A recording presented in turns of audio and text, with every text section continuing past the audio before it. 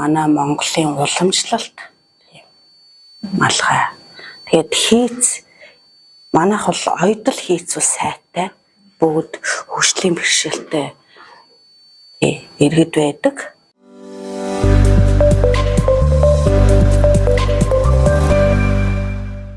Намайг Должинсран гэдгээ. Би Орхон аймгийн хөгжлийн бэрхшээлтэй иргэдийн холбоонд ажиллаад ингээд үйл ажиллагаа явуулж байна.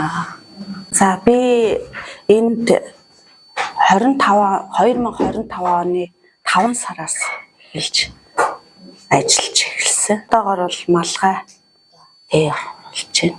Ямар малгай болж байна? За ард малгай. Одоо энэ ард малгайны энэ арай оролж байна.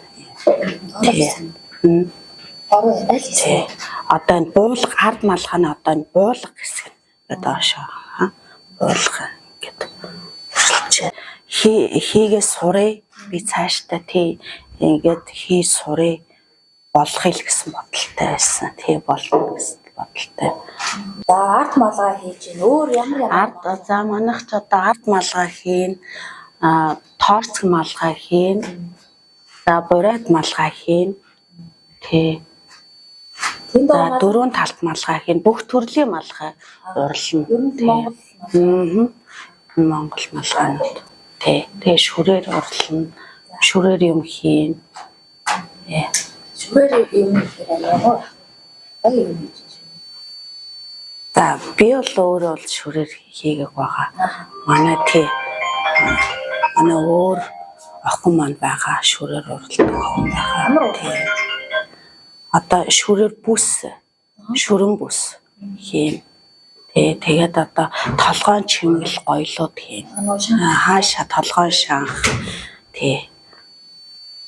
зүйлд чичлээ. Манай Монголын уламжлалт малгай. Тэгээд хийц манайх бол ойдол хийцүү сайтай бүгд хөгжлийн бэрхшээлтэй иргэд байдаг.